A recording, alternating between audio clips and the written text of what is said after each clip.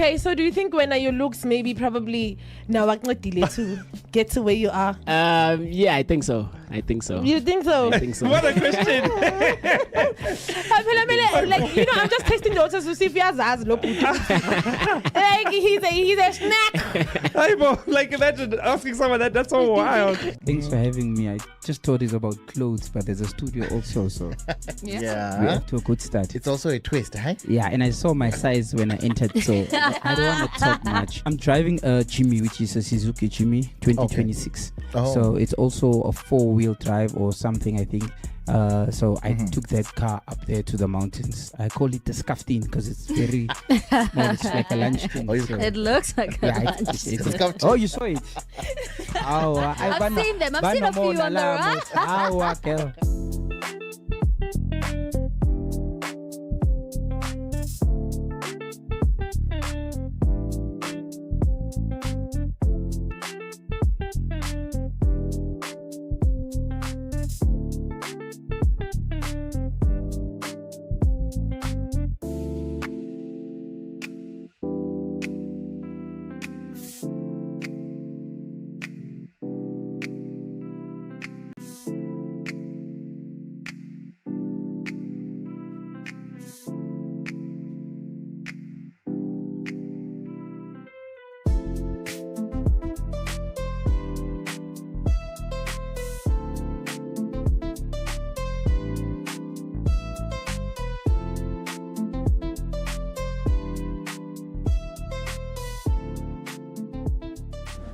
So Trixie, you were speaking to Didi and Liema, and the mics didn't quite catch what you said. So I'm like, you guys say Big Brother season, yes, everything. He does not. I'm not going to repeat myself. They want to know what I said in that moment. But there actually is one thing that nobody got.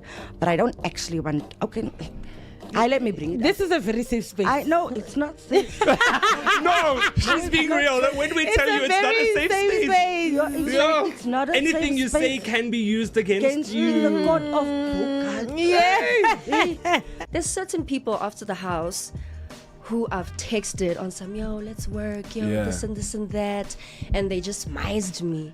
So now that I stepped out of the house, the other ones coming to me and they're like, yo, I got this thing for you, let's do this, let's do that. Yeah. And I'm like, oh, okay. So before the house, it didn't take me serious. Master but Roshi, exactly. what's So now it's in? like, What's out? I trusted you, but now I can't trust you. I really have to be selective with who I trust and who I bring into my space.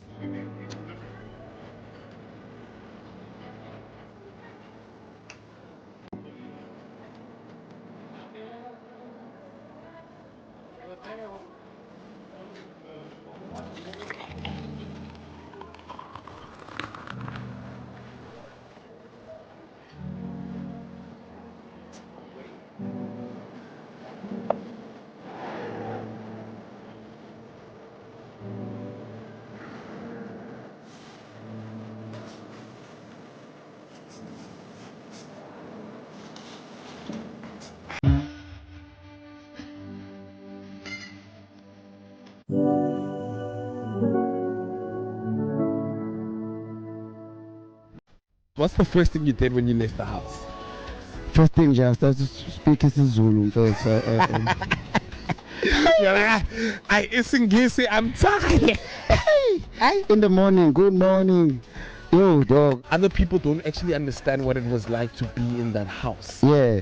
The thing is, once you get out, I feel like the person who can understand you, what's going on in your mind right now, is someone who went to the house. Yeah, that's why it's easy when I can meet up with the housemate who talk. We have a lot to talk about. There's a thing that they call the works where they put something in it, and they take you away. Yeah, I see. Hey, I'm not doing that. I try to do it in the house, man. Hey, I'll never do it again. I can advise anyone. Never do it. Never in your life. I never. Hey, bro, some people they call it a monthly maintenance, boy. Yo, Stuff, and they started doing it nice, soft, and they'll be like, oh, Yeah. oh. Never true. I never. In the house, you had this relationship going on. Yeah. How's that been going? You guys are both now out the house. Are you guys linking up? See, text manje, Tandana. Benaz, you coming? Okay, cool, man. Everything.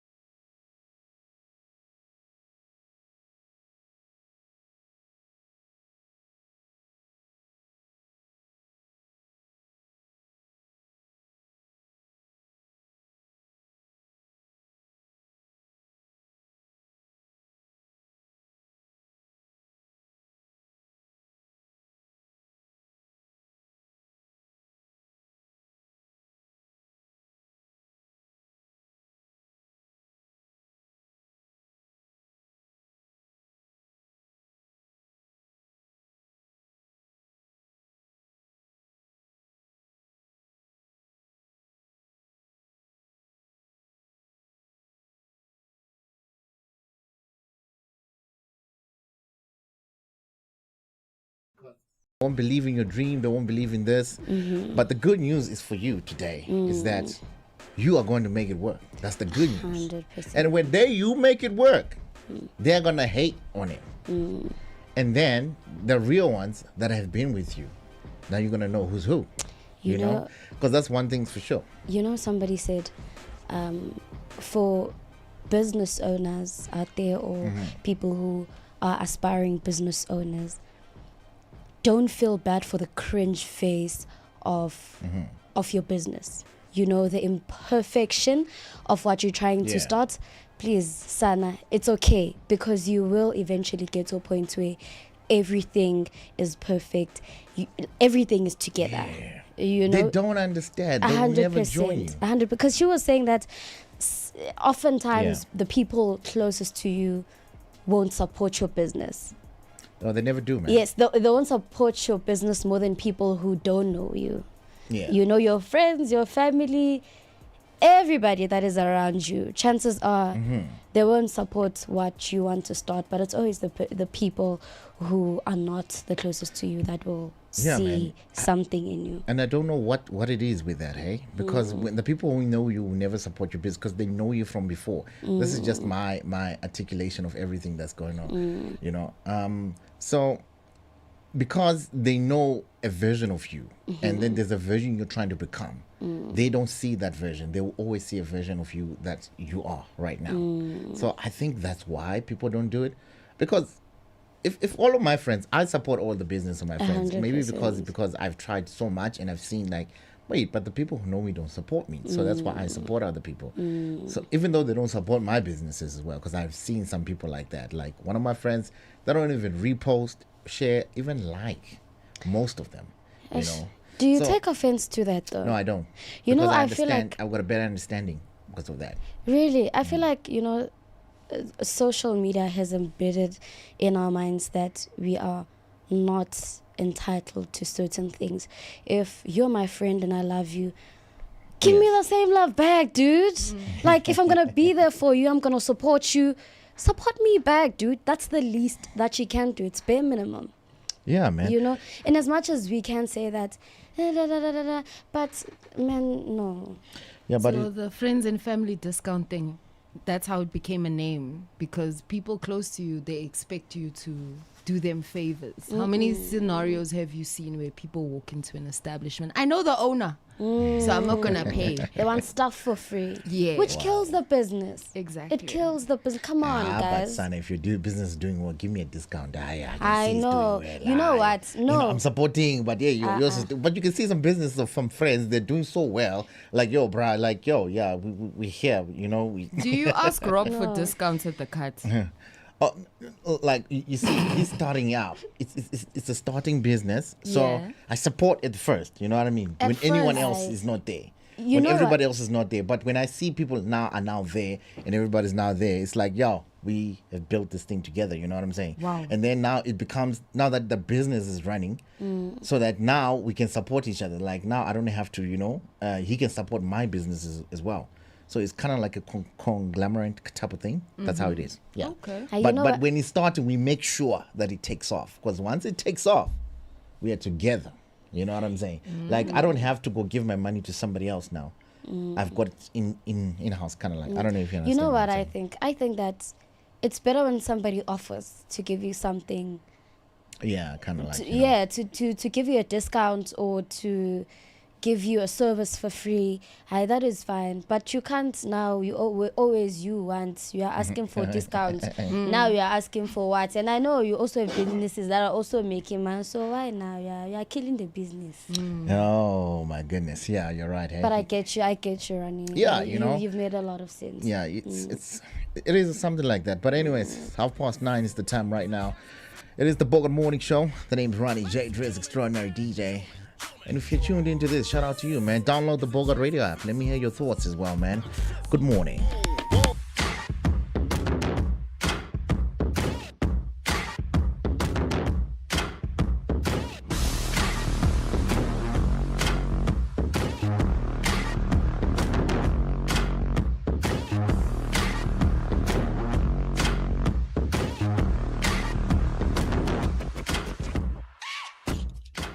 How's the boss here for noise? Let's throw a few donuts outside here. Hey, I don't know. I hope he's listening. I don't know. But yeah, he's going to hear the noise.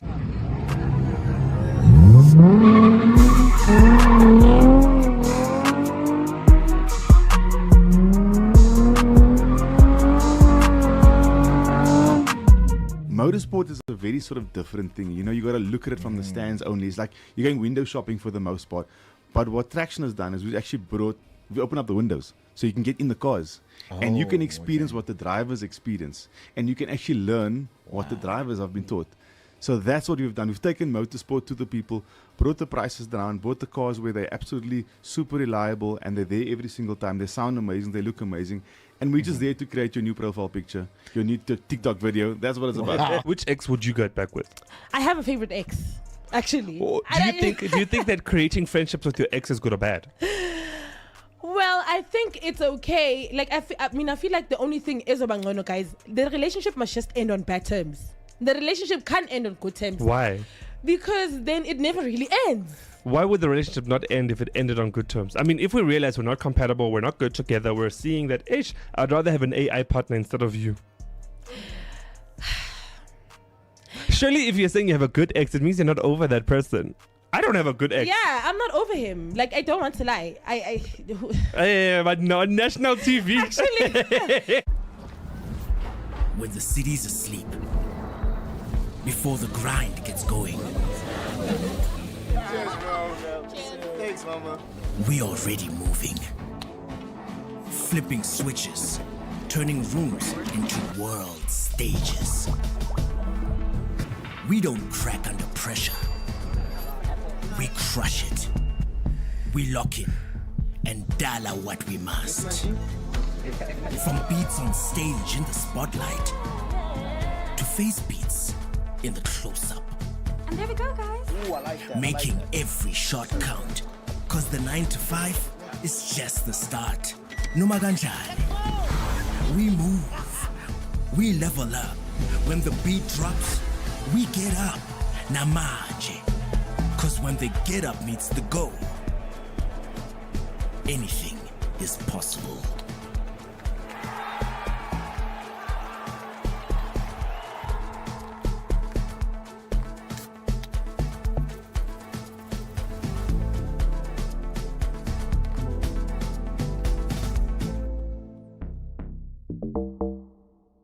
Shout out to Questa Dakar. Thank you for everything, brother. And shout out to Bogart Radio. You've like a host with most of the time. I'm short base spam Samarashia. Your classic girl with international dreams. We are here celebrating 10 years of Dakar 2, and I'm here with the amazing Utabsi, who happens to also be a beautiful part of the project. How are you doing, my angel? I'm amazing. Now tell me, what has been your highlights of working with Questa with this award-winning project? Oh my word. I mean, this song and this album catapulted my entire career. So if it wasn't for Dakar 2 and if it wasn't for Questa, I don't even think you guys would have had a Tupsi, you know? Or it would have been a little bit harder for me to get in there, you know? So I kind of feel like I'm forever indebted. And I actually can't believe it's been 10 years. It's been 10 years. It's crazy. It's crazy, right? Yeah. Now, it's been 10 years and it's 2026. What can you say has been the trajectory of the growth of the music industry, considering the fact that you also just went to go do your own stuff, you know? So how has the trajectory changed for you? I think what I've noticed in the last 10 years as an artist is that like the power is in the artist's hands now, thanks to social media. Yeah.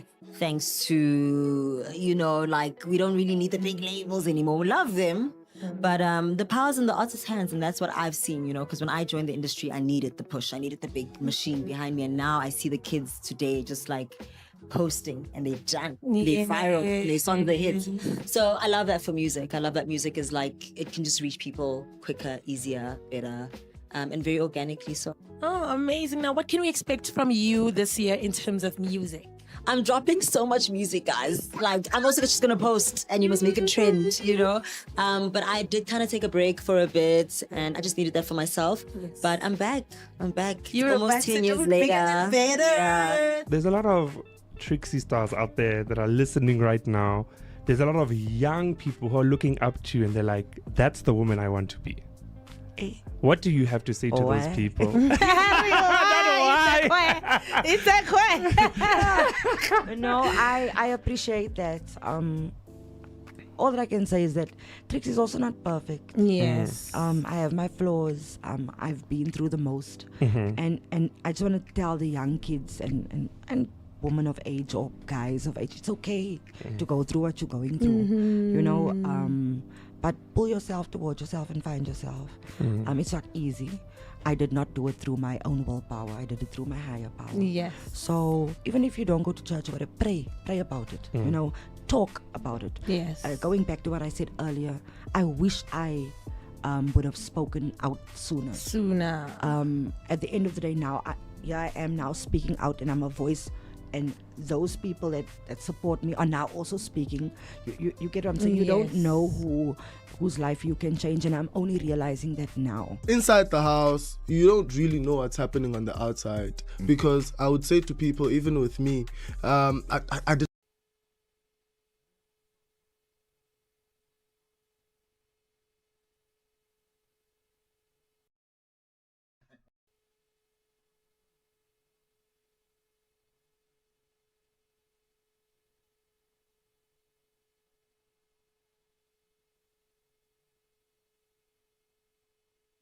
People are already, also feeling the vibe. Oh my God, technology. Don't worry, I'm here. All right, cool. It's the Bogart Morning Show, like I said before, man. LMFAO. Hey, that's the name. I used to love those guys. That's the name of this guy. It's so long. Chantal, do you know what LMFAO means? Yes. Oh, just check. What does it Laughing my ass. Laughing my effing ass off. Yeah. What? Laughing my effing ass off. Because so there's LMAO, then there's LMFAO. Yes. Okay. Millennials. That was their hack. I don't know. I didn't know. And I was a part of it. I was just like, oh, okay, cool. I think the millennials are so awesome, hey. They came up with all these acronyms and everything that's happening right now, eh? That was so cool. Although I need to say, now that we are adults, please, especially those trying to shella, don't text the girl WUD. HUD. Yeah. Yeah, but now you can't tell them not to, because No. As a grown man, you can't ask me WUD. Yeah, but now it's Speak in full sentences. millennials. I type heads, properly. I type properly. The teenagers who are just raising children now. That's how they are. So if you're on the younger side. No, I'm serious. Everybody feels like a lot of people feel like that, If you're on the younger side and you use things like IRL or whatever, that's fine. Because, WUD. Because you're from that generation, you know what I'm saying? So you won't understand. Personally, please type in full, type properly, man. If you ever wondered why she stopped texting you or why she doesn't want you anymore, it's because you texted a WUD. And that person means it's not for you. You go look for somebody who understands the WD. No, we understand it means what you're doing, but why are you texting me like that? I feel like that time has passed, man. Like it has passed, like it's gone. Like speak properly. All right, cool, man. It's the Bogart Morning Show. The time is exactly 20 minutes until the 10th hour of the day, man. It's time for Did You Know? So we all know modern phones have this feature where it tells you how many steps you've taken in a day. Yeah. Do you guys actively walk? Especially you, Ronnie, because you drive. I do actively walk. How much do you walk? I was actually thinking about it the other day. When I didn't have a car, I used to walk to catch taxis.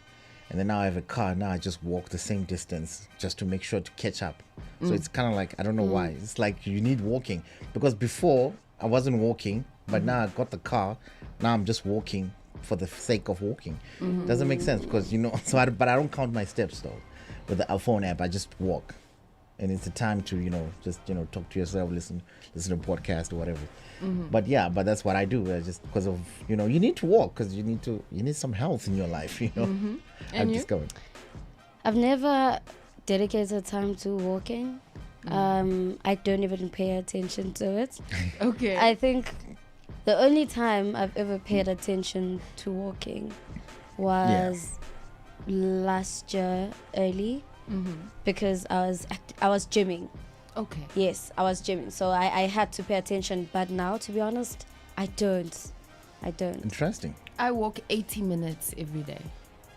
That's 18. excluding 80 minutes. 80 every day. That's excluding the general walking I just do to and from inside of the office. But to the office, from the office, 80 minutes. I know one person who walks here as well. Her name is Lala, and she loves doing that. Yeah. Yeah, which is quite healthy. I was like, yeah, It man. is. I wish I could live close by so that I It can is. also walk to Hashtag the us app. who live in Santon. I'm Yeah. joking. Shout out to Lala upstairs. Shout out to Lala upstairs as well. Uh-huh. She always listens to the show. Nah. She's great. Super awesome person. So I like what you said about the fact that because we so technologically advanced and our lives have been made so convenient, we don't do as much hard labor.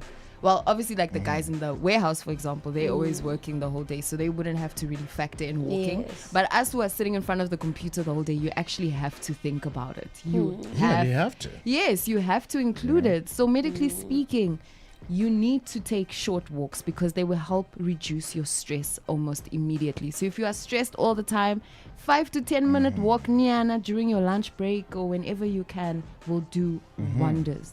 And you feel good That is afterwards. Eh? crazy. Yes. So walking is a stress reliever. It is. Crazy. Because you're also physically moving your whole body, your core's in motion, your glutes, everything is in motion. And like Ronnie said, you also, now your mind is thinking. If you go without headphones, you're forced to think. Now you're thinking about things. Yeah, man. It's because I was having a same chat with Tata Chai after we saw his video of him walking on the treadmill. It's like, yeah, when you walk, you think better. You have like plenty of ideas. I don't know, personally, I have great ideas when I'm walking. Because, you know, nothing, I'm not thinking about anything else stress free. I'm not thinking about the problems. I'm just thinking, oh, yeah, there's that thing. How about if I do this, if I do that? Because, you know, I'm a creative mind. But for me, it's that time to be creative, you know, because I'm just in the zone where I'm comfortable in. But yeah, afterwards I feel good because of the stress relief as well. Yes.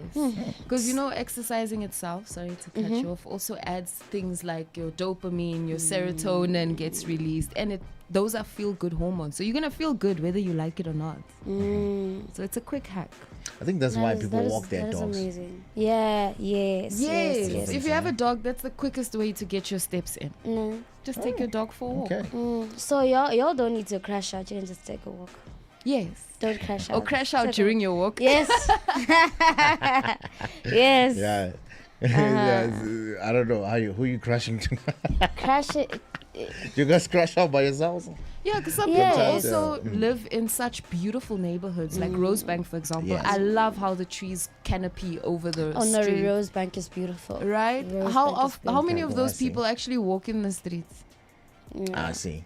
You see? Yeah, It's yeah, only yeah. a I'm sure there's a small lot. amount. Like, I don't live around there, but in my hood, there's a lot of people who do that. Really? Yeah, but Like, maybe in the morning or so. But I feel like more people just go outside, touch grass. Yeah. Yeah. I think you even hardly see people at Rosebank, hey? Yeah. You hardly see people outside the yard or walking, whatever. Maybe they walk Well, at the unless you gym. go there at night.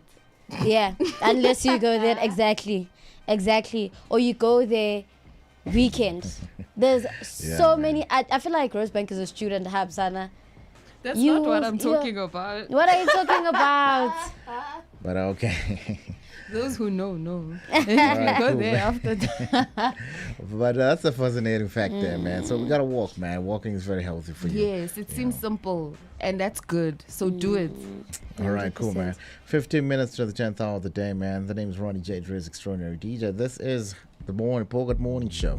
Download the Bogart Radio app. Let me know what your thoughts are as well on this topic that we're talking about. Holla at us on the Bogart Morning tab on the app. Good morning.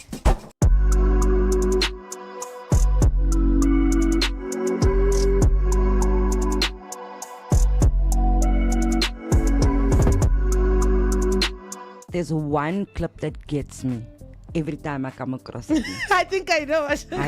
There's just one clip. With this thing on my head, where did that come from? Do I look pretty with this? Why? Why? No, I think I could have acted way better. Like, why? Artists should never die with stuff in them. So Yes. you need to strive to die empty. Don't die with music in the hard drive. Yeah. Hey, Like, man. you know, Don't do it. You know how many creatives we know, bro, like that are just sitting at home and there's just dope music on their laptop and nobody knows it. I've got dope music on my laptop. Take it out. Take it out. Yeah, but shout out to you, man, for teaching people how to DJ, because you know you're empowering the next generation as well, especially people in your position and with your talent as well. Yeah, I think essentially, bro, like I got into the space because I was also taught by someone. And sometimes it's just that, it's just the knowledge barrier. There are people who are DJing who still need a bit of knowledge on how to do certain things. And I'm a craftsman, so I believe in craftsmanship. So you focus on your craft. AI is on the table. What are your thoughts about it? Because you're in studio now. Yeah, bro, like it's like any other technology for me. Right now, everybody is going crazy over AI and everything like that.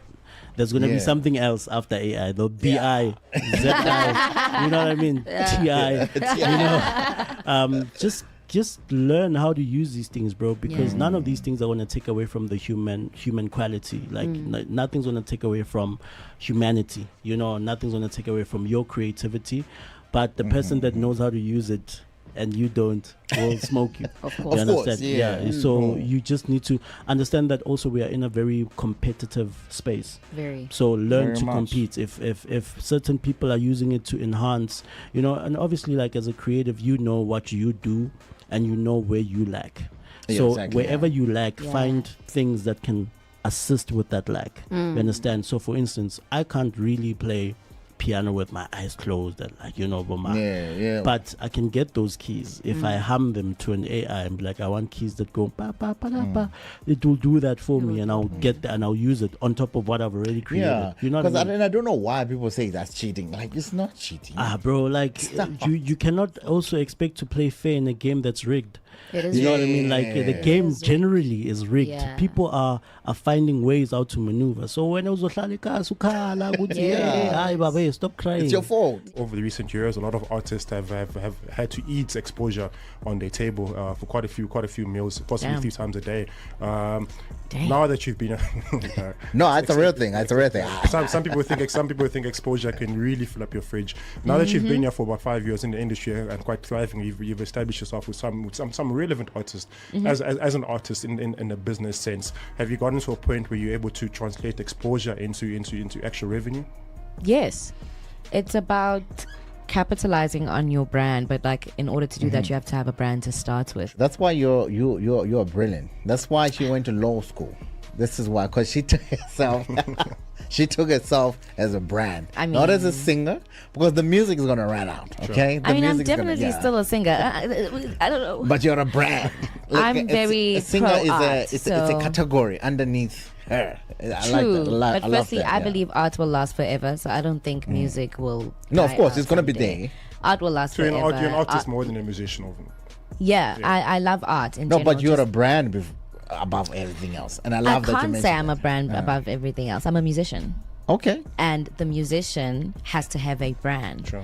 But at the end of the day, my core work is music. My career is in music. But I'm not the only person who dictates what my brand is. That's why I get a team of lovely people who help me shape my brand. That's because amazing. I know what I am. So, nice album I've got. I won't lie. Okay. Okay. Lekker album I've got.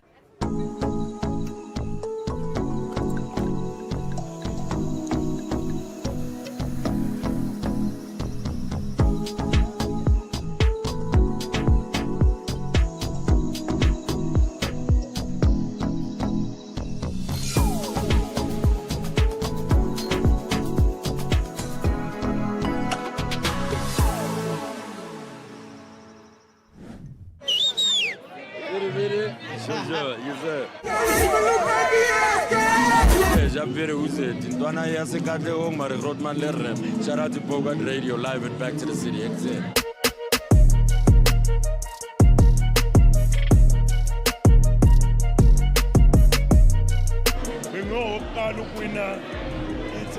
Challenge. The competition, yes! 2013. So from 2013 until namhlanje, sesegu back to the city. So ifana nomzali nje. And let me tell you, from the moment I stepped out of the car, the energy, you could feel it from outside already. It's going down in there. People are in the rain right now. That shows you the love for music, isn't it? Like I need a little bit of hip hop to make me spend all the cash and all the rent money.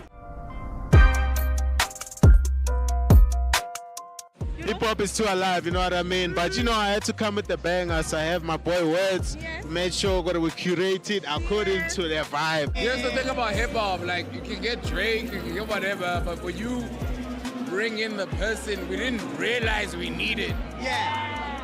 But when he lands. Time is exactly 9:50, 10 minutes to the 10th of the day. This is the Bogart Morning Show. The name's Ronnie J. Dre's extraordinary DJ. And yeah, guys, the name of this one here. Scott's Mapuma. Also on this one here, you know it. If you're not on TikTok, definitely you need to go there and do this TikTok, man. It's one of the frenzy that is happening right now. I need to be in groove, and then a guy needs to come and try and shell at me while the song is playing. Now, like, dancing in his face. Yeah, man. No, but I like this. I like what I see on social media. That's nice. Because I think people interpret it different way. There's one who's doing that. There's actually one who's sharing. There's a girl that I saw was doing it to another DJ. I'm like, wow, that's amazing, man. Yeah, man. But yeah, this is the Bogart Morning Show. Like I said, man, it's time to catch up on what's been happening lately on social media around the world and locally. Tickets for Scorpion Kings live at FNB Stadium have taken social media after the first batch sold out almost immediately. Wow. So the web tickets reportedly saw over 500,000 users in the queue trying to secure seats, causing delays and long waiting periods on site. Organizers explained that because tickets are reserved seating, the buying process takes longer as fans try to secure seats together with friends and family. So due to overwhelming demand, DJ Maposa and Gaza the Small are now considering adding a second show date once the current tickets officially sell out. Oh, you serious? Yeah, man, they're hitting a Chris Brown situation. This situation confuses me because is it the unemployed people who have the time to sit and wait for the sales to open? And then how do they have the money? You know what? It's employed people who buy more tickets to resell the tickets. There's that. And another thing is that there's so many of us. The number is so huge that you would think that there is nobody. Because there's a lot of people that are working, as much as there's so much unemployment, but there's so many people. There's millions who are also employed. There can be millions also unemployed, but there's also, you're forgetting that there's millions who are employed as well. Yeah, but in order for things to sell out immediately, you have to be on the site waiting for the sales to open. Yeah, so imagine like the tickets probably like 50,000. You check, so it's like...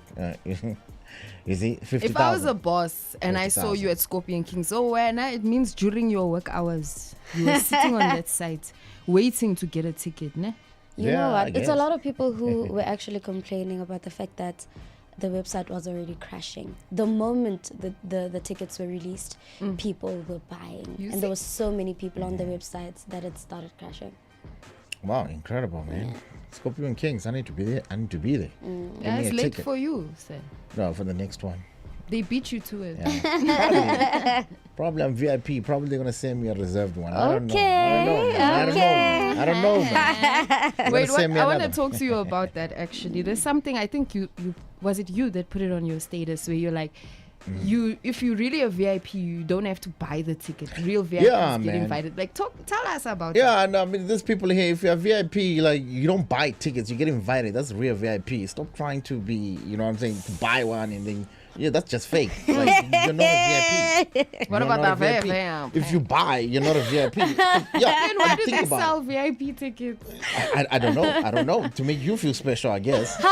Because, like, come on, man. You know what? I came across this because I got a VIP ticket, like, it was sent to me. Yeah. And then now we're in the section with somebody who bought the tickets. So it's like, that was me just tweeting and crashing out. But, you know what I'm saying? I'm like, no, dog. Like, and then these people trying to flex. I'm like, no, I'm here because I got a VIP. I didn't buy it. I'm a real VIP. You know what I'm saying? I'm a real Bogartman VIP. You know what I mean? I'm just saying. Okay. Because it didn't make sense because you are here. You bought the ticket. You bought. I didn't. Now that you mention it, people will ask me, how much is a ticket for Back to the City? And I don't know. But you're always there. They invite me. I don't know how much it costs. Okay, Bogart lady. Okay. No, because he made me remember that. Okay, I'm not mad at you. It's fine. But fine. Yeah, man. But it's not like I just got invited. You know what I mean? That's a real VIP. If you're not invited, you're not a VIP. I just found out I'm a real VIP. If you pay for the VVIPs, still you're not a VIP. VIPs get invited. Okay. Now they know. Not you. Not you. Now they know. Anyways, when we come back, Sushi B is in the building.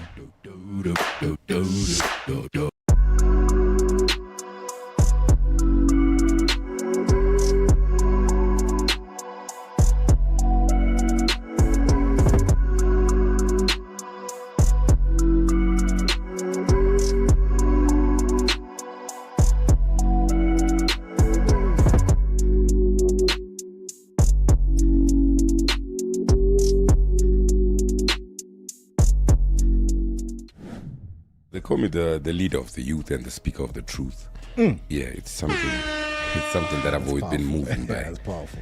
Yeah, but it's everyone's the leader of the youth. It just depends where you're leading them to. So I decided I want to lead the youth towards positivity. Especially I want to protect the girl child. Because I've seen a lot of things happening to the girl child, bro. Whether it's out of exploitation, whether it's out of ignorance, whether it's out of all these situations that cause people to start doing a lot of things. When did you start this path? I know you've been doing music for a long time, but the path to say, look, I think we need to stand here. I think I need to put this message out. I started it on the 3rd of August 2020. Oh, it's so specific. Okay. That's when I started this whole agenda. Back in the day when I was in university, I was probably trying out everything. Yeah, I would just sing about anything. I've been a little bit versatile with the music. Okay. But then I had to sit down and just realize that, okay, who do I want to become? What do I want to say that actually makes sense and gains me the respect in the society? I want to dive into a little bit about the music industry, especially in Zim. Yeah. How is it there? What's the difference between here and there? The first difference that I could probably say as a rapper is back there, people take beefs personally, man. Yo! Yeah. Yeah. You cannot just rap and have, like, those competitions that we do as rappers. We're supposed to beef and have that competition, that creative competition. You can't really do that without people catching feelings back there. Correct me if I'm wrong, but I just saw a couple of tours. I don't know if they're true, but you're here to confirm whether it's true or not. Yeah. You're saying the whole tour it's people when you announce the tour, they say that you're not doing it in Zim. Yeah, they said that. They were pretty upset about that. Yeah. Is that true? Well, actually, and why are they doing it? I'm going to blow the secret right here. Okay. I actually have big plans for Zim. When I go back there, I need a couple of G-Wagons getting me by the airport. Save the best for the last. Yeah. For the last. On the way to do a homecoming show, because I haven't been there for a while. Oh, okay. Yeah, they haven't even seen me with this haircut. I used to have dreadlocks.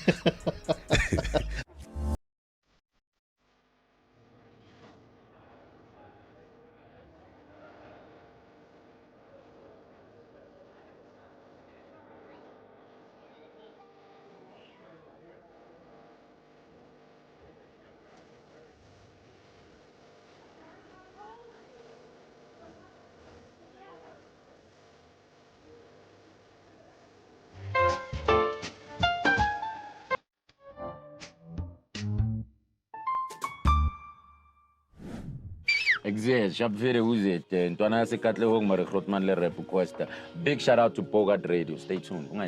Now we are here with the main man, the Mr. Party himself, Mr. Questa, Mr. Dakar.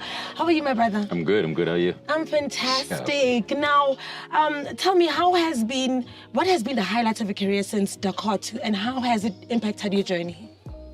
Damn, I've had I've been fortunate enough to have a very long career. Which is a blessing and a very rare thing. So I have quite a few highlights, but for me it's always the processes of things. Like making Dakar 2 was probably the most difficult, easy. One and only Bruno Mars coming through with this one here. It's called Uptown Funk. It's the Bogart Morning Show. The name's Ronnie J. Driz, extraordinary DJ, man. We do this every Monday, Wednesday, and Friday from 9 up until 11 a.m. We're not about exciting conversations, the music. Oh, my goodness, man. And yes, I am wearing the Bogart eyewear, just in case you're looking at me. I'm just wondering right now why everybody's not wearing the eyewear right now. You know what I mean? Especially we got a big superstar in the building. We need to do something about that, but we're going to sort it out later on. You know what I mean? But yeah, man, the name is Ronnie J. Driz, extraordinary DJ. I just want to say, guys, before we move on, Michael Jackson is the biggest artist, the most known person and artist in the world. Forget about it. Yeah. The best there's ever been. Because I'm just on social media, I'm just seeing all these people comparing who's bigger than the other one, and I did between see, who? Like a lot of people. Some people said Messi or Michael Jackson. No way. Michael Jackson. Michael Jackson. You see, he would say Mercy. And I really because Mercy is the most known person on earth here. No. But there's somebody who doesn't know soccer, guys. There's people who actually don't watch soccer here. And they're in their billions. It's hard, Rob. I know it's hard for you. It's okay, Rob. Yeah, it's hard for you. It's okay. You It's know, okay. Mercy's your goat. We understand. He's a goat. He's well known. But listen, Michael Jackson is just amazing because, okay, we're going to dive into that before because this guy was available. He existed and he was big before the internet. Do you know how hard it is to get the whole world to know you before without internet right now? It's amazing. Mercy needs the TV, by the way. Thank you. Thank you very much. But anyways, the time is exactly 1 minute past the hour, 10 o'clock, the 10th hour of the day. Ladies and gentlemen, we got Sushi B in the building. How you doing, my brother? I'm nice. How are you? Fantastic, man. Yeah. Nice to have you here, eh? Hey, man. It's good to be here. Thank you for having me. Yeah, incredible. Yeah, I was wondering when I heard Sushi B, because I follow you on Instagram, I've always wondered what's the name behind Sushi B? Like, is it the food? What is that? So, like, I mean, it's actually a funny story. Like, and I've only, like, started telling it, like, recently. But, like, with Sushi B, right? So, my real name is Kenny, right? Oh, Kenny. Yeah. Kenny Gunner. There we go. Exactly. So, Yeah, back you in high do school. look like a Kenny. What? He does look What like does a Kenny look like? I don't know. They just look like me. So basically, so my name is Kenny, right? So back in high school, I used to play like a lot of basketball. Oh, okay. And back then, obviously, we know Ukeni Kune, like, so he's the sushi king. So they used to call me the sushi king. Now back then, I used to rap, so I replaced the king part with like B for like bars. So sushi. Sushi bars. That's creative. See what I'm saying? That's creative. That's Thank you. because I was wondering, is the So B cool. send them or what? Yeah, you know what I Yeah. mean. That's dope. That's dope, man. And I also want to dive deep into your new album. It's also sushi. It's sushi. What? It's it's called sushi. Wait, what is it called? Senior sushi. Senior. So yeah, it's the senior. So I wanted to know whether the juniors, but we're gonna dive straight into that before.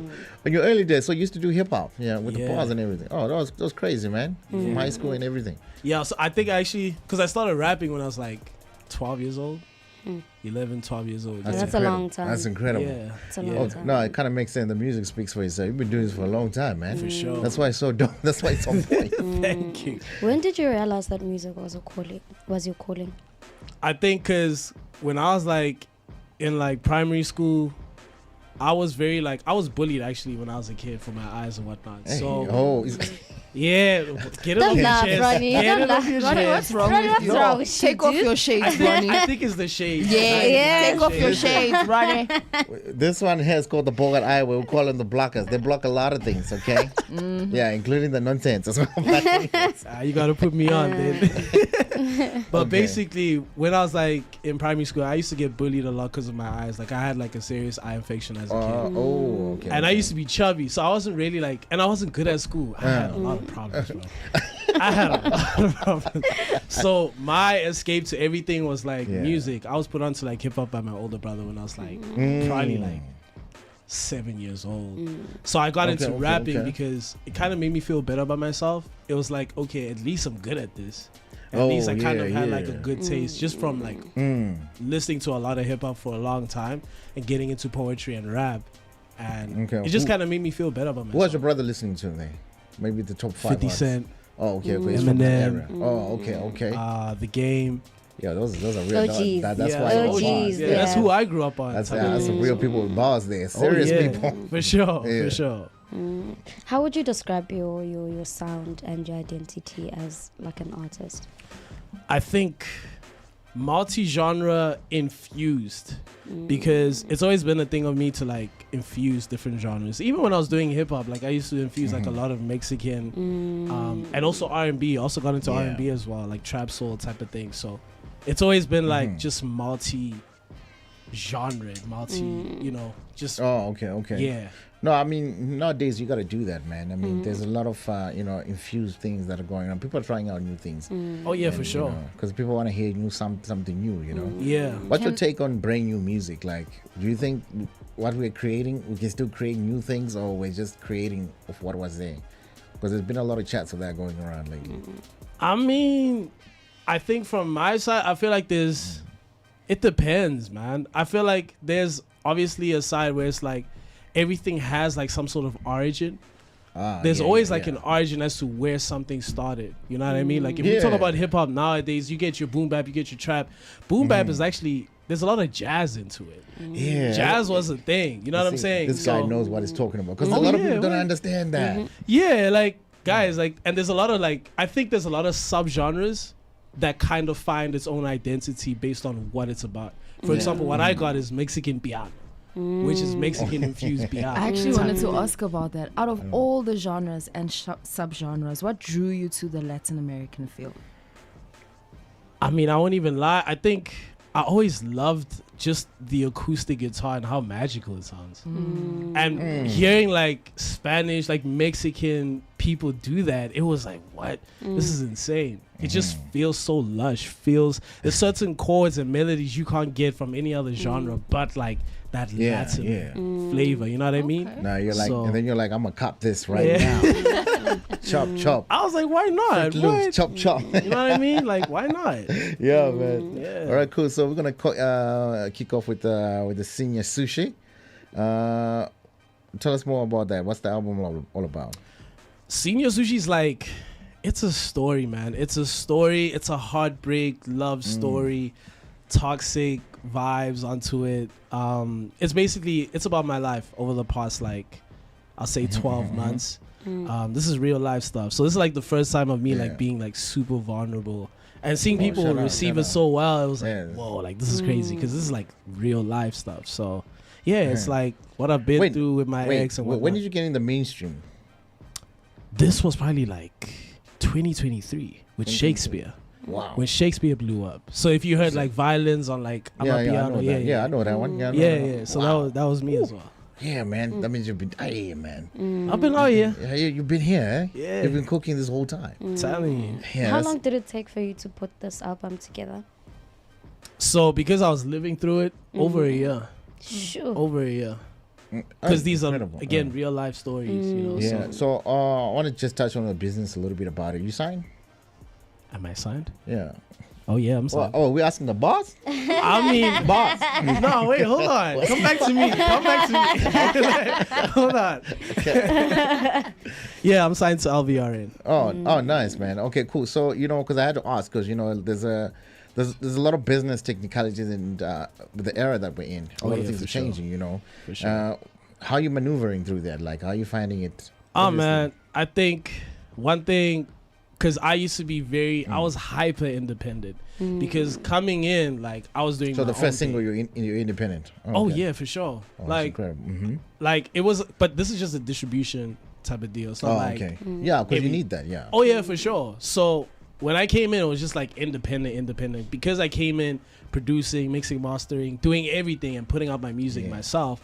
I mean, it's not bad to get assistance. No, You know of what I course, mean? yeah. Especially when you have the leverage and you have like a back end of your own music. It's not like I'm Because just the brand coming is in. growing, because you need Oh yeah, that. for sure. Yeah, for okay. sure. And the thing is, I already had a relationship with the guys, especially Jay Shep. I had a relationship with him before signing, so we were able to cook up a deal that we were both happy with. So I see. Because when your brand is growing, you're gonna need assistance one way or another.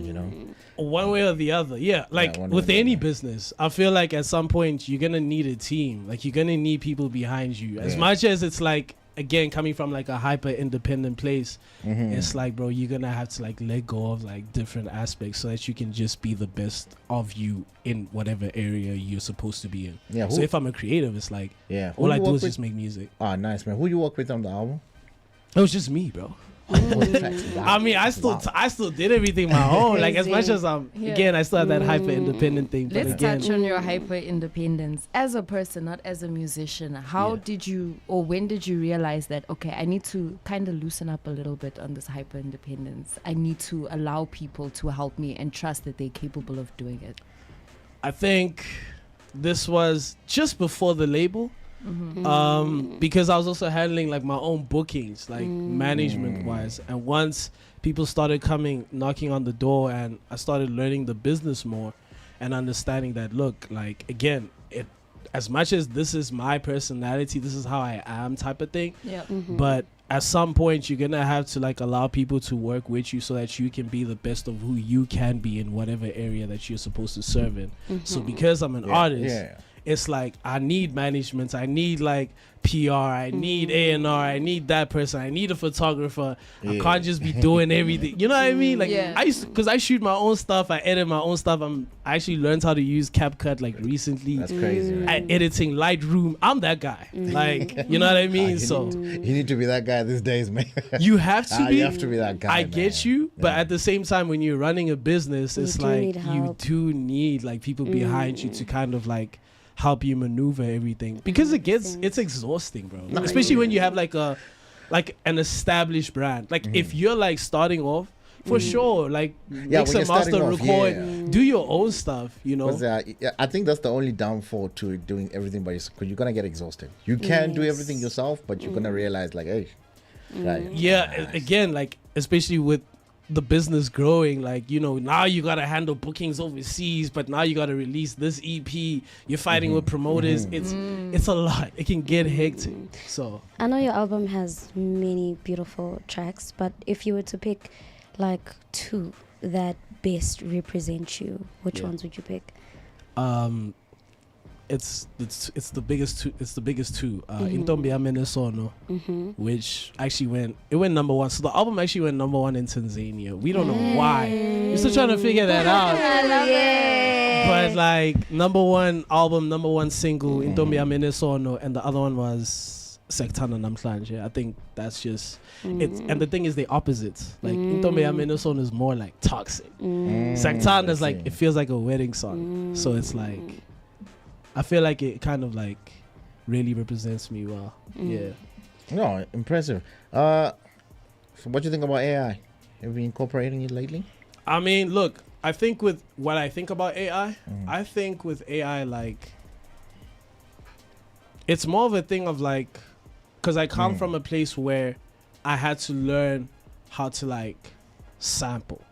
But a lot of older heads would be like, sampling? Bro, like people used to like play. Like we never had people sample. Now we have like Kanye West sampling. Yeah, exactly. I think it's like the new age.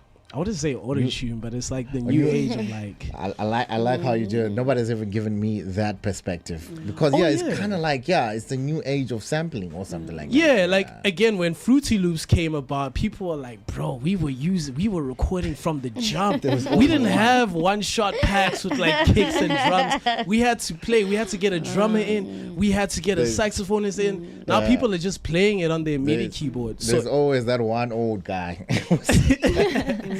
Oh yeah, there's an interview actually. One old guy who say, "I know, I used to." Hey, you used to. It's fine. What are you doing now? Exactly. You got to move with the times, man. I mean, look, if it works for people, I mean, we have like a Rio Kupane who's like doing crazy stuff. He did an episode on Podcast and Chill like recently, like explaining AI and seeing how his life is changing. So it's like, well, we to kind of knock his hustle type of thing. If it works for you, it works for you, man. Yeah, man. Obviously, with this day and age, things are just changing, man. Like 100%. Distribution, whatever it is, social media, and you know, it's all like people are getting confused. Yeah. But the best part is that if you can get with it and you understand it, you're gone. For sure. The hustle is gone, and that's what you need to do, and that's what you are doing as well, man. I like your perspective, how you give it away, man. Appreciate that. All right, cool. So, this song blew up in Tanzania, and you don't even know why. I mean, bro, the song's in Xhosa, so like, how? Because they speak Swahili and TZ, but I think it's because I don't know, just the sound, bro. Like a lot of like the artists there, like your Diamond Platinums and whatnot, they use like very Latin type of infused type of sound. So I'm guessing maybe they kind of understood where I was going with it, type of thing. I would assume that. But we never really had like conversations as to why it actually happened the way it did. So I think that is why, you know, because music is always gonna touch people whether they understand it or not. You know, music is music. You know what I mean? But obviously yours, I think it just touched the people. There's several reasons, because we're speaking about also the people who are, when you're working on something, people are not with you. Yeah. Up until you get it to work. Yeah. Which is the good news, that you're gonna get it to work. And when they get it to work, they'll only realize then, you know. Speaking about that, actually, on your journey, how was that relating were people messing with you? Were people supporting you? You know, the hustle of just an artist. I mean, it's waves, bro. Because again, like, cause I started rapping at like 12, 14. I got into like production. 15, 16. It was like, all right, let's try and make a whole song type of situation. Getting out Fruity Loops on the laptop, whatever.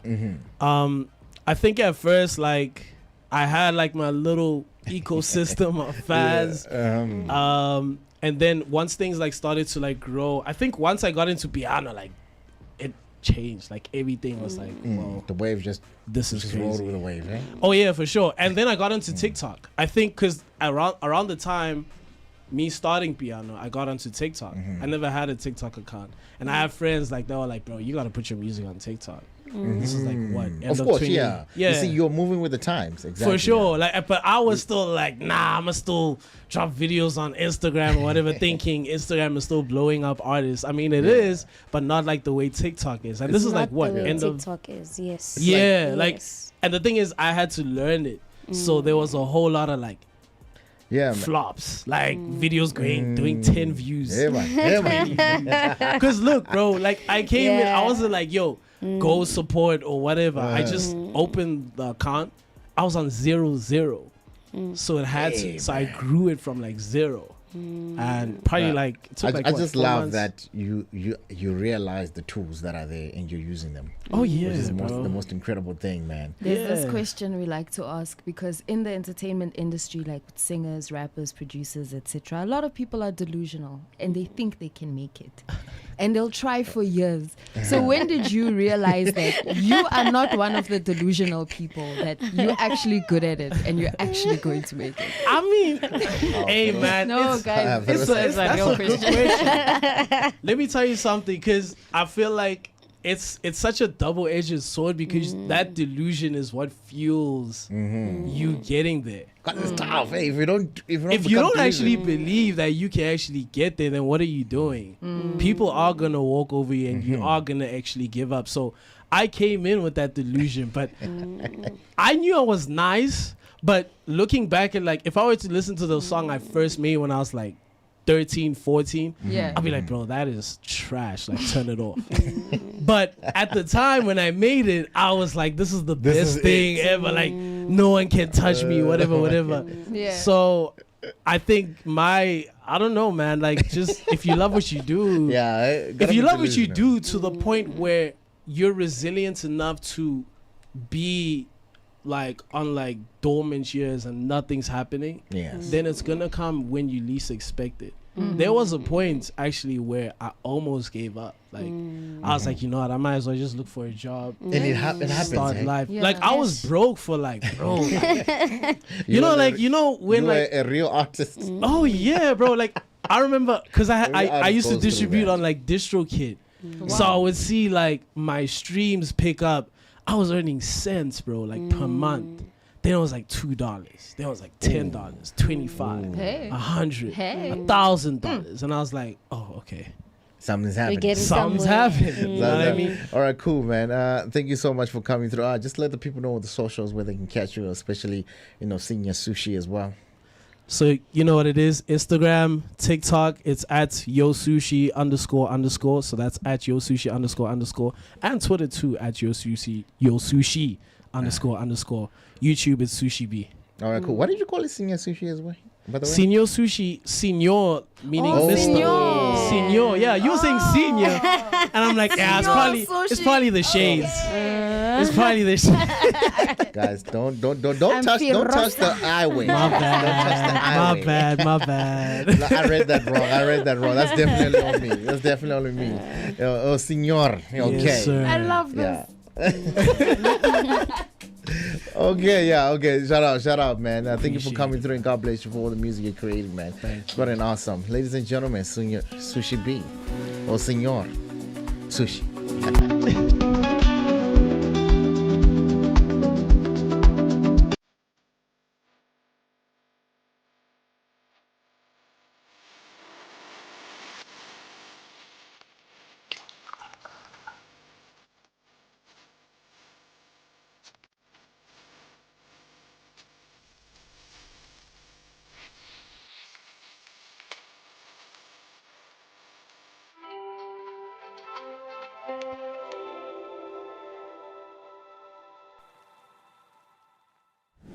Okay, so do you think when your looks maybe probably now to get to where you are? Yeah, I think so. You think so? I think so. What a question. Like, you know, I'm just testing the waters to see if he has look. Like he's a snack. Like imagine asking someone that. That's so wild. Thanks for having me. I just thought it's about clothes, but there's a studio also, so Yeah. we're off to a good start. It's also a twist, huh? Yeah, and I saw my size when I entered, so I don't want to talk much. I'm driving a Jimmy, which is a Suzuki Jimmy 2026. Okay. Oh. So it's also a 4-wheel drive or something, I think. So I took that car up there to the mountains. I call it the scufftin because it's very small. It's like a lunch thing. It looks like a lunch. It's oh, you saw it?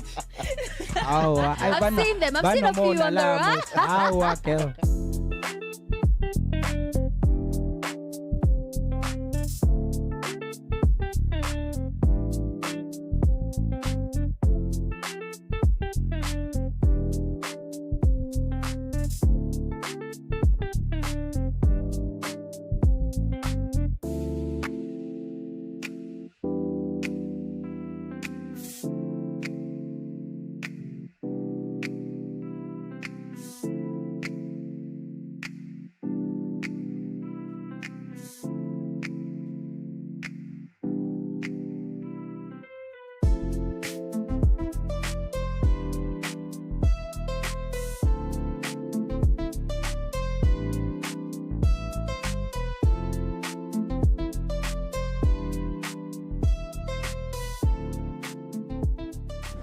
So Trixie, you were speaking to Didi and Liema, and the mics didn't quite catch what you said. So I'm like, you guys say Big Brother season, yes, everything. He does not. I'm not going to repeat myself. They want to know what I said in that moment. But there actually is one thing that nobody got.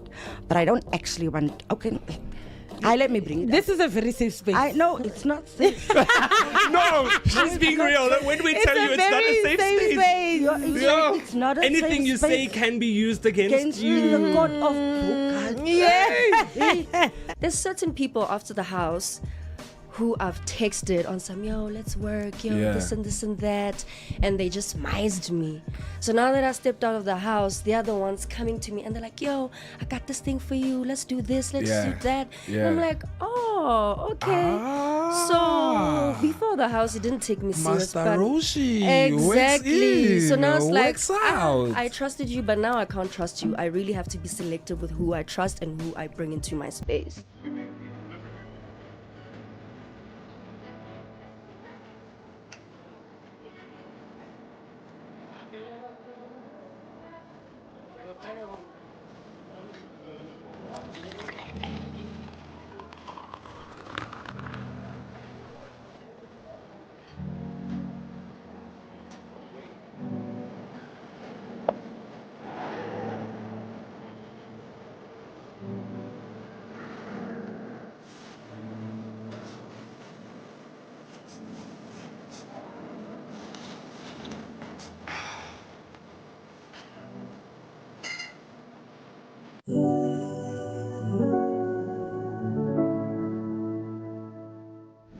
What's the first thing you did when you left the house?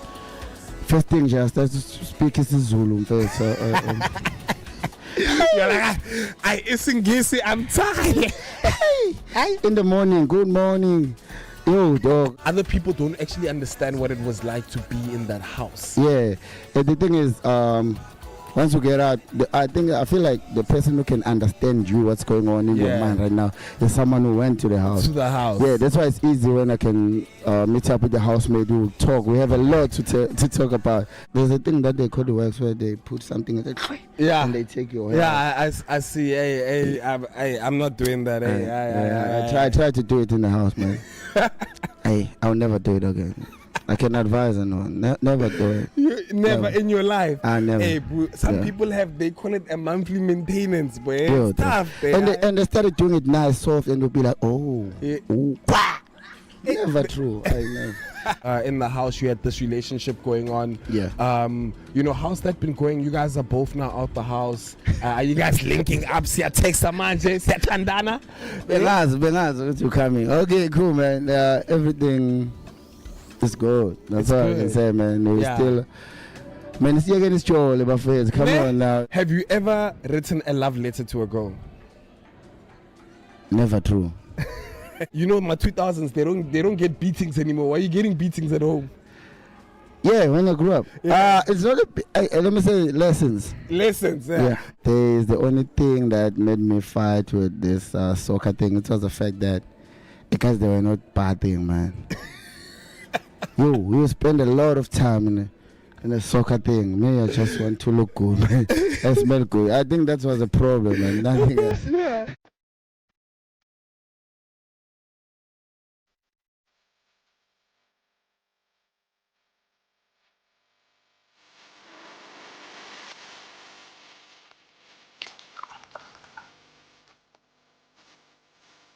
Man, Senor Sushi on this one, yeah. Oh man, it's incredible sounds, man.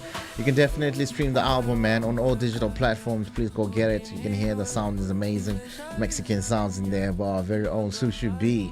Incredible, man, right here on Bogart Radio. And yeah, you can also, I think we're going to be uploading this on the Bogart Radio app if you want to hear more of this music as well, man. The name is Ronnie J. Driz, Extraordinary DJ. And yeah, let's hear what Rob has in sports. Good morning.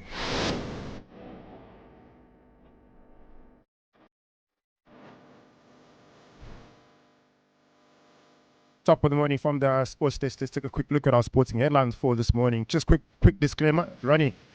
Messi is not my GOAT. Oh, okay. I know why. Oh, okay, now it makes sense. He is their GOAT, not mine. Oh, he's their GOAT. Not mine. Anyway, right. Diving into as far as our football news is concerned, I'll just give you some insight as far as our local continental football, or rather domestically football is concerned out in South Africa. As we now ahead with just under 3 games left to go for until we wrap up the season, Mamelodi Sundowns have an opportunity to tighten up their grip at the top of the log. With of course, if they get a controlled victory over Cyril Football Club this weekend, of course, we can expect a full depth of squad inclusion as far as Miguel Cardoso's Mamelodi Sundowns squad is concerned. He was quite an emphatic character during the course of this week with that midweek fixture against Kaizer Chiefs, which of course played out to a 1-1 draw. You could see a lot of frustration coming out from the coach because he expected nothing but a victory from Asandawana. It was now said to be as of course both teams shared the spoils. A great result for Kaizer Chiefs specifically, not so much for Mamelodi Sundowns, as they of course are now just 2 points ahead of chasing pack Orlando Pirates. Things are really going to heat up this weekend with the cold front that we're surviving right now. If you want heat, catch a glimpse of the Betway Premiership action this weekend. As far as the Orlando Pirates are concerned, of course, they could edge a tricky away fixture against our Magezi Football Club. As we already know, Magezi have been now renowned as the giant killers during the 2025-2026 season, and we can almost expect another giant to be slayed this weekend. But of course, our Orlando Pirates have a lot to play for, so much so that they've got one hand, not maybe one hand, but 2 fingers on the Betway Premiership title, and they'll be looking to come out victorious this weekend against our Magezi Football Club. On the other hand, as far as our other Soweto Giants are concerned, after quite an impressive draw this past week against Mamelodi Sundowns, Kaizer Chiefs may now finally have a chance to show some consistency as they take a trip against Sekhukhune United. Looking at the premonitions for this game, pretty much a lot of people are predicting a score for this result, but it would be highly unlikely for Kaizer Chiefs to come out victorious. But if they do, they'll all but confirm their top third at the top 3 position as far as the log is concerned. Other matches to look out for this weekend: TS Galaxy will lock horns against Chippa United, and what is said to be a good result for TS Galaxy. But of course, things are a bit touch and go in that TS Galaxy locker room. Of course, with a lot of changes as far as coaches are concerned. But of course, Bernard Parker is at the helm of that team, so he might be expected to lead the team throughout the course of the season. In fact, with the last 3 games, he will be of course the interim coach that will wrap up the season for TS Galaxy. So interesting times as far as that's concerned. Just to give you an insight as far as the EPL is concerned. Also some mouth-watering fixtures to look out for. Heat all around as far as the big fixture, of course, with the early kickoff tomorrow afternoon with the 1 p.m. kickoff, the 1:30 p.m. kickoff, that will see the Blues of London, Chelsea, taking on the Reds of Merseyside. That is, of course, Liverpool. Quite said to be a humdinger of an encounter. As things stand, of course, Liverpool are really fighting for that top 5, the Champions League position, with Arno Slot under the crotch, looking, of course, to come out victorious. And of course, Chelsea, as far as interim coach is concerned, Chelsea have had a whopping over 10 to 5 coaches for one single season. So you can almost imagine what disarray that London Blues are going through at the moment. But of course, just to wrap up the season for them, to be a good omen if they can notch up a victory over Liverpool out at Stamford Bridge this weekend. Other matches to look out for, probably the biggest one is Arsenal take on West Ham United. Arsenal need to get a victory this weekend if they are to remain at the top of the EPL EPL standing. I think Mikel Arteta, a lot of people had ruled him out as far as one of the best coaches for the season, but he's quietly going on about his job, so much so that he's now booked a position in the UEFA Champions League final, and he has one hand on the EPL title. So it might have not been a season that everyone might have considered Arsenal to come out with the title, but as things are changing round about now, with just under 5 matches to go for the rest of the season, Arsenal might just notch up two titles as we wrap up the season. And then I'll just give you further insight as far as the UEFA Champions League is concerned. Okay, I did give you guys further insight as far as that went. But a full-on premonition, of course, Arsenal are now through to the first ever, or not first ever, but they are through to the first UEFA Champions League final since 2006. You might remember that final between 2006 between Barcelona and Arsenal. Of course, that was an Arsenal team that many had expected to come victorious, but of course, that Barcelona side was quite a star-studded side with Lionel Messi, Samuel Eto'o, Thierry Henry. Arsenal could not get the better of that team. But now Arsenal have another opportunity, of course, making into the UEFA Champions League final after aging Atletico Madrid with a 2-1 aggregate victory. Bukayo Saka being the catalyst in that to propel Arsenal into the finals. There, of course, will be waiting for the opportunity to play on defending champions Paris Saint-Germain, who of course has survived the thriller against Bayern Munich. Of course, advancing to a 6-5 aggregate victory with a dramatic finish. Of course, Ousmane Dembele and Vicha Kvaratskhelia, who of course are quite instrumental in ensuring that PSV have advanced into yet another final as far as the UEFA Champions League is concerned. The 2026 UEFA Champions League final is now set with the final date of the 30th of May, set to take place at the Puskás Arena out in Hungary. As things stand, of course, Mikel Arteta now has a chance to deliver Arsenal's first ever Champions League title. While of course, Luis Enrique of Paris Saint-Germain is chasing back-to-back European crowns. As of course we do know, Paris Saint-Germain won the Champions League last season. And then finally, on to some tennis news. There seems to be a lot going on as far as tennis is concerned. Of course, the Roland Garros, the first clay Grand Slam of the season, comes up with a huge blow for this season. Of course, one of the biggest players, Carlos Alcaraz Jr., has officially withdrawn from this year's Roland Garros due to a wrist injury. That, of course, I'll see him out of this year's French Open. He'll miss this year's tournament. With, of course, Carlos Alcaraz out of the tournament, world number 1 Yannick Sinner is now viewed as a tournament favorite. Of course, although he has to retain the pressure, or rather maintain the pressure of the chasing pack, such as of Novak Djokovic coming in with that pressure. As far as the women's side is concerned, the women's competition is shaping up to be one of the most open in years, with the likes of Ariana Sabalenka, Coco Gauff, and of course Iga Swiatek all expected to challenge for this year's title. On the off court, there's been some tension all around. Of course, there seems to be a lot of players, especially on the women's side, that are arguing and saying actually the prize money that we are getting as women is not equivalent to the men, and that's been an argument that's been going on for quite some time as far as our tennis is concerned. So now, of course, some of the top players are in fact coming out and suggesting. It's now in tennis, Chef. It's now in tennis. Yeah. Some of the top players, as far as the women are concerned, are coming out and suggesting that they might just boycott the Roland Garros, just to ensure that our organizers find a way to meet and find a way to compensate players equally, because what they're saying is we're all exerting the same amount of energy, and more importantly, we're all getting the same amount of broadcasting opportunity, and there's actually more attention on the women's player than there is on the women on the men's side. Yeah, I was about to say that tennis is different from football. Football, they might have a point, but tennis, the women are actually the women are very dominating. You must remember very also the likes of Billie Jean, Serena Williams, Venus Williams. All these women have set the tone for women tennis across the world. So they more than anything, they're demanding and saying actually we are just as good as our men. They're not just as good; they are the best. 100%. So right now they're coming out and saying actually meet us halfway, or rather meet us full way, and compensate us for what we earn, or what we deserve to earn. So we'll see how that turns out. Of course, our Roland Garros is one of the biggest Grand Slams as far as our tennis is concerned. So having the women boycott that will cause a big challenge as far as our broadcasting and organizers organizers running the events may go. So we'll see how that will turn out. But I can see things will go according to plan. Organizers will be able to compensate players according to their demand. And then finally, before I wrap up my story, the big one this weekend, I've spoken about football, but the biggest football match in the world will take place this weekend as the Clásico, will see Real Madrid against Barcelona out at the Spotify new camp this weekend. There's a lot of problems, a lot of issues out at the Real Madrid camp. A lot of players have been slapping each other. There's a lot of slaps going around there. So some players have been suspended by the club altogether, like Aurélien Tchouameni and Captain Federico Valverde, or some players that may not be included into Real Madrid's squad this weekend because of the physical slap. Yeah, it's a real slap, Jeff. It's a real slap. It's on. It's you can't get. Yeah, things are really, really turning up and boiling up at the Santiago Bernabéu at Real Madrid. As far as Barcelona is concerned, they have an opportunity. If they get a victory this weekend, they'll all but be confirmed La Liga champions.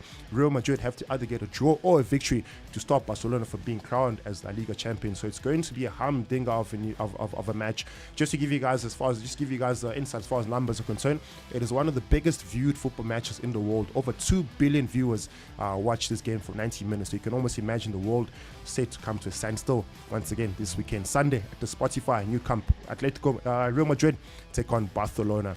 And just like that, that's my story for the day. Back again on Monday between 9 and 11 a.m. Until then, I've said. Yeah, man. Hey, I speak for all men when I say this. Like, I would rather have a fist than a slap.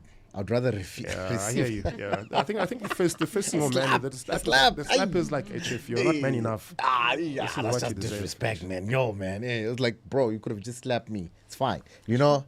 But yeah, man. I met with a Mike across the hall here, and I told him, like, look, man, the biggest game is about to happen, and. Who are you supporting? He's like, nah, never. You're not supporting us. You're not supporting you guys. It's like, never. Passed on your message. It's like, yes, Pirates forever. We don't do that. Forever and always. Yeah, for always, yes. Yeah. It's crazy, man. It's crazy.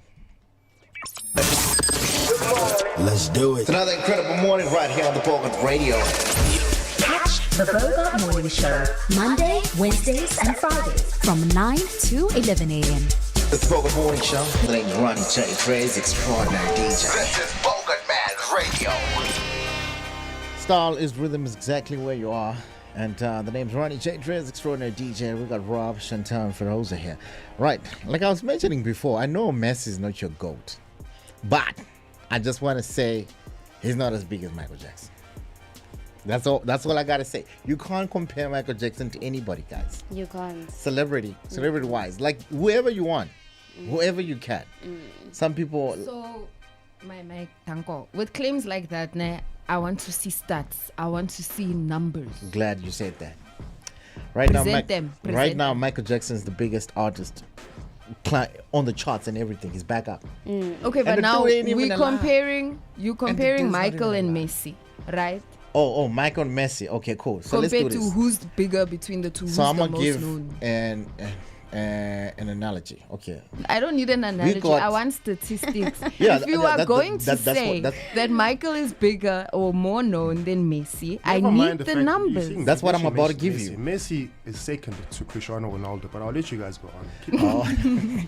Because there's him also. No, you're right. Okay. So, Ronnie, I want numbers. No, you're repeating yourself. Let me say it. Okay, give me the numbers. In the world, we got about 8 billion people, right? Mm-hmm. Right. 8 billion people.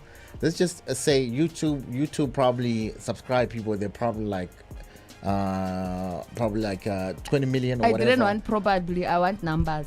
Oh, yeah. Okay. I'm going to round it off because I don't know the specific numbers right now. That's the problem. But the numbers are so far apart. That's my point.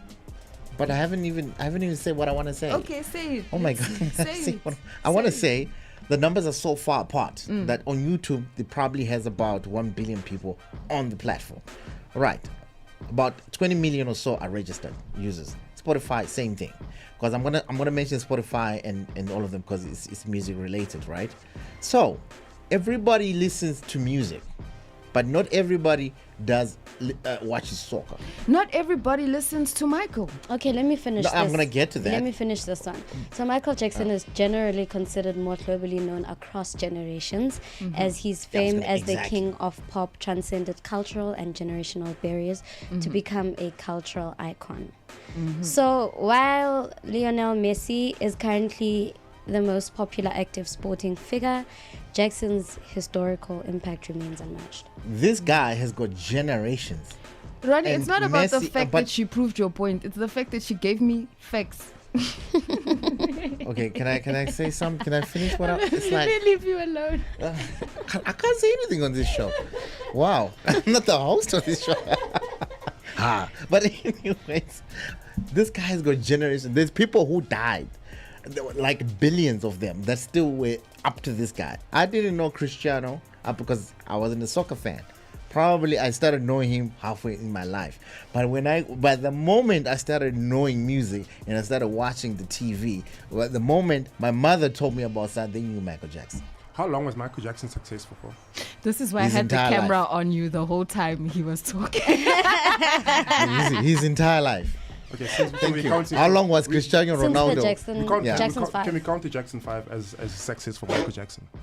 Yes. Because I'm trying to put it into comparison in terms of When you years. watch So the Cristiano has been playing football for over 25 years. Michael Jackson was successful at least 30, 35, I would have to say, including the Jackson 5. Correct? No. Is it more? No, wait. Because It can't be right more. now he's back up in the charts. So we have to say from the day the Jackson 5 dropped and up to now. That's where we gotta calculate. Does Michael Jackson have a stadium named after him? Michael Jackson has got a lot of. Okay, let me Does he get have- back to does he the have a Jackson statue? 5. Michael Jackson has his own cartoon. So does Michael Ronaldo. Jackson has his own. Ronaldo has a Lego thing. That you can build him. Yeah. No, guys, it's fine. It's fine.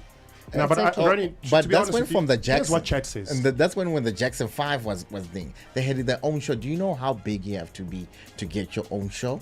Here's what Chad says. Chad says you can't compare the two because one is a sporting icon, one is an entertainment icon. Sporting achievement, Ronaldo has the edge as far as comparison is concerned because Michael Okay. Jackson has zero What- sports involvement. Why don't you correct your prompt and say who's got the bigger reach and more influence? Yeah, That's exactly what I said. And then they came out and said global culture impact and entertainment influence. Michael Jackson is arguably bigger.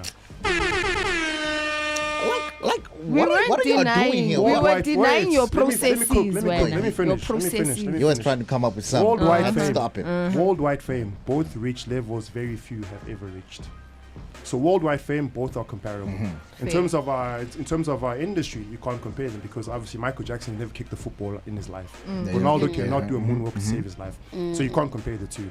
But as far as worldwide reach and worldwide influence, both the two are as great. Now I'm not using Messi. I'm using Ronaldo as a comparative. Yeah. Oh no, true. I have seen clips of Michael Jackson moving with an army of a country, running with him. This is the army, not only one country, 5 countries, wherever he went, okay? People, this man just stood there and people just fainted. I'm not even going to talk about that one. You know what I'm saying? Ronnie's so passionate about Michael. I love it. You know what I don't like about Michael's story is unfortunately he passed thinking everyone hated him. Yes. And now all of a sudden he's gone, everyone loves him. I don't think But isn't that the true story of an artist? That's how life is actually. As an artist, you can never know. You only know. Actually, you never know. But Yeah. your But family, will know how great you are when you're gone. Yes. And that's the most disappointing thing of being an artist. Right? Yeah. Of being a human in Or general. I'm just saying, maybe Cristiano Ronaldo doesn't have impact in my life like that because, well, I don't know. But of course, I've seen people having a lot of impact in him. We're not going to talk about Messi because he said he's number 2. We're not going to look at him. But anyways, it's Ronnie, fine. you watch football now because of Cristiano Ronaldo. You know that. Yeah, I don't know why. But what's your point on that one? Influence. Ne? The influence you're talking about, that's the influence. You don't have to watch football to know how big the man is. Yeah, I get. Similar with Michael Jackson. You don't have to listen to his music to know how many lives he's touched. I mean, in Africa on its own, literally Michael Jackson can stand at could stand in FNB Stadium and the whole of Africa will fill it up. You know, similar with Ronaldo. Ronaldo can stand in FNB Stadium, one man, and everybody will go there to watch him. That is true. Yeah, that is true. Yeah, no, Cristiano. Yeah, no, he's got. Yeah, Cristiano Ronaldo sold out Wanderers, guys, a cricket stadium. He sold it. Football guys. They turned the cricket stadium into a soccer pitch because of Cristiano Ronaldo. Wow. They played a whole soccer match on a cricket pitch because of one man. Wait, logistically speaking, how is that possible? Very much possible. You just draw a square into a circle. You draw lines. No, man, you know what I mean, man. There's most of the pitch, what in the middle and everything. I don't know. So the pitch has the pitch circumference is enough to put a square into that has the same. It wasn't the same dimensions as a football. It was more so for an exhibition match, just to get people out there to fill up the bull ring. So you had this bull ring that it was almost like a coliseum, and you're watching the gladiators play in the coliseum, and Ronaldo was probably the greatest gladiator there. No, that's definitely. the influence of the man. They've got influence. I don't like soccer, I don't like sports, but I know that he's number 7. See, no, of Mr. course, I know. CR7. You're gonna know them whether or what. But you know what, Ronaldo. In fact, Ronaldinho is my goat. When we come back, we want to talk about the rest of the stuff that we need to catch up on, man. This is the Bogart Morning Show. Good morning.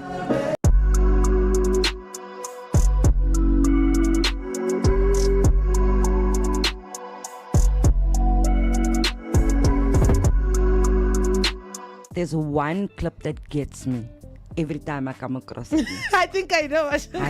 There's just one clip. With this thing on my head, where did that come from? Do I look pretty with this? Why? Why? No, I think I could have acted way better. Like, why?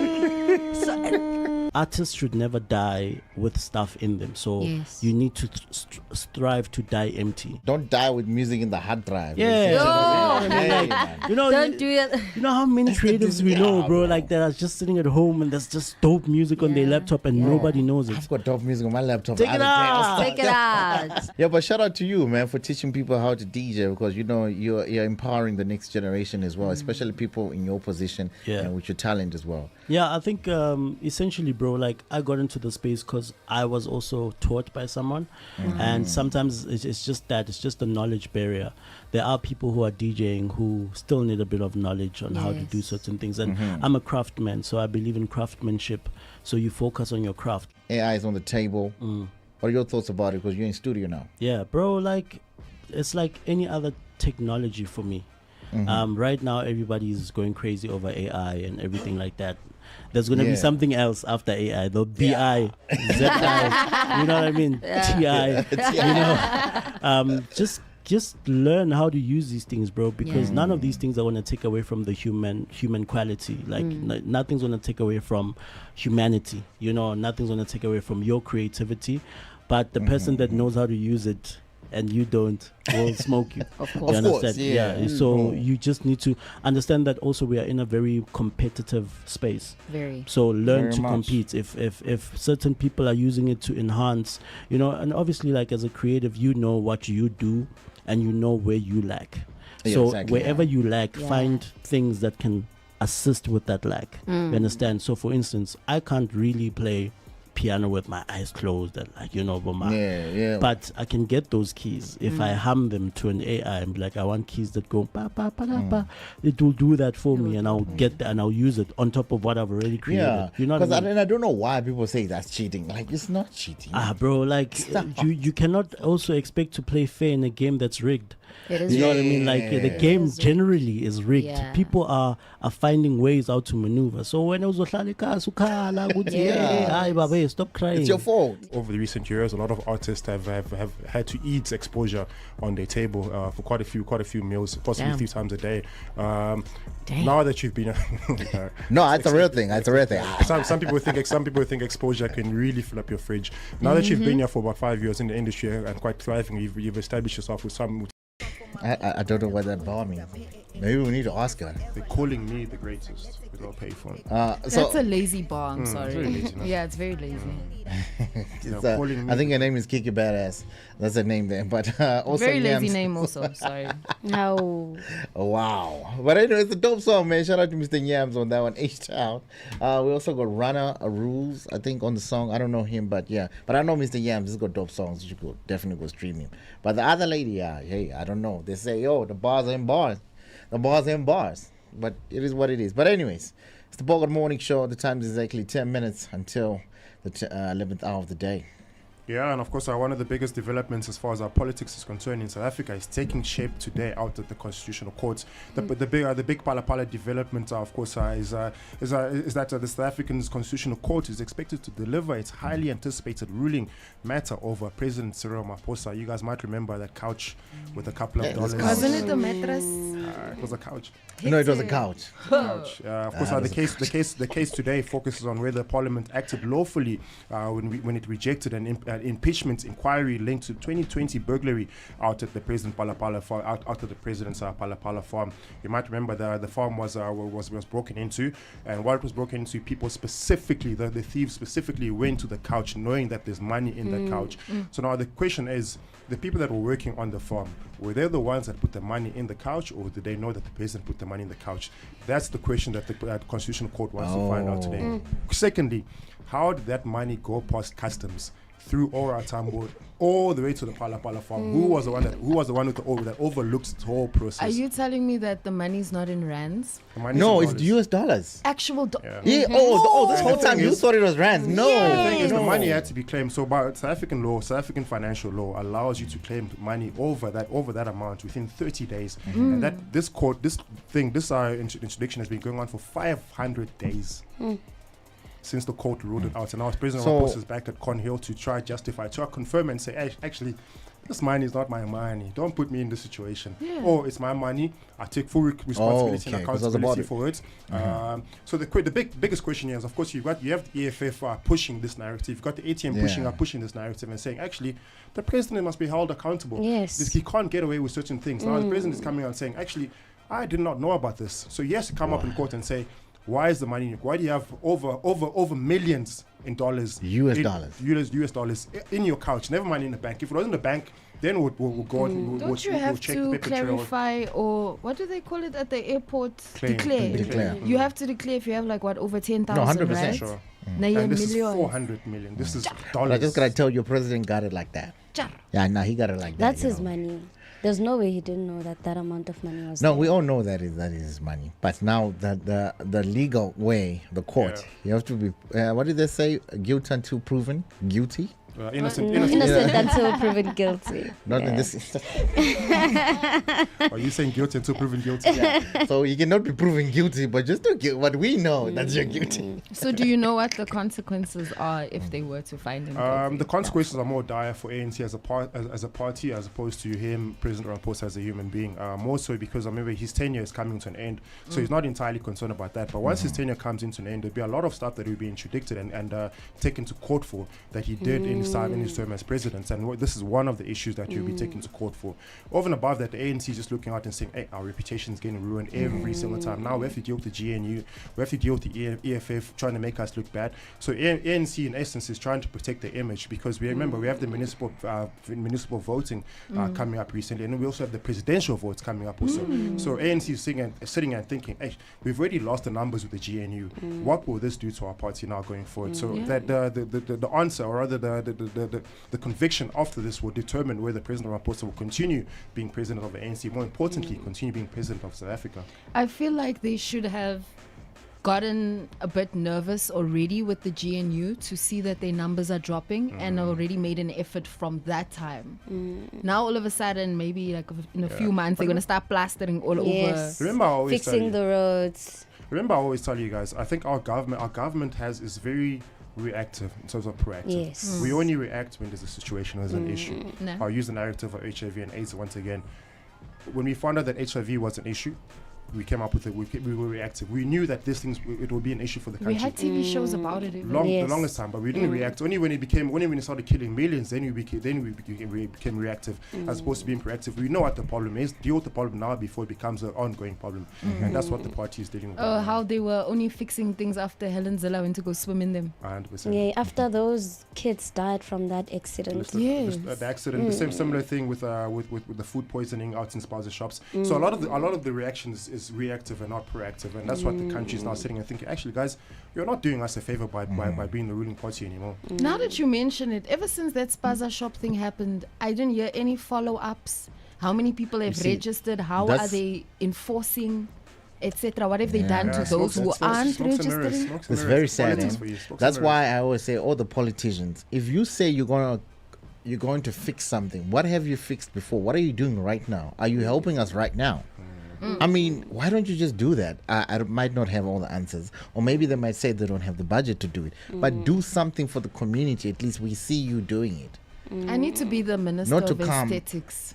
Yeah. It sounds bougie now, but think about it. Make sure all the grass is cut. The sidewalks actually function, are actual sidewalks. No, there is a ministry. The biggest ministry for that. The biggest flop with that is it's a tenderized process. Yes. It's a tender process. So I will have I'll have grass cutters, I'll have all these machines that can do this job. I'll go to government and be like, I can actually clean up Norwood. You go to the ministry. I go to the ministry and say, I can offer this. These are the people that I have. I can create employment opportunities. Now, when you drive on the freeway, you see all those guys with the orange overalls, and you have some guys that just stand there and sit and watch you cut grass. So those are the people that apply for a tender. So I'll come to you and say, Feroza, I've got 50 people that can cut grass, but from that 50, only 20 can actually cut grass. The other 30 are just sitting there and supervising and watching me cut grass. Moreover, we know what happens in. You haven't seen them supervise each other. You know, I've seen one with the flag, just the so the supervisor is got a supervisor. Yes. Moreover, tenders already have people. Supervisor. Yeah. So even if they advertise a tender and they say, oh, there's a tender for this and that, there's already people. My cousin is in government. You put me in. Yeah, you see. He knows. Rob has this machine to cut grass. Actually, Rob.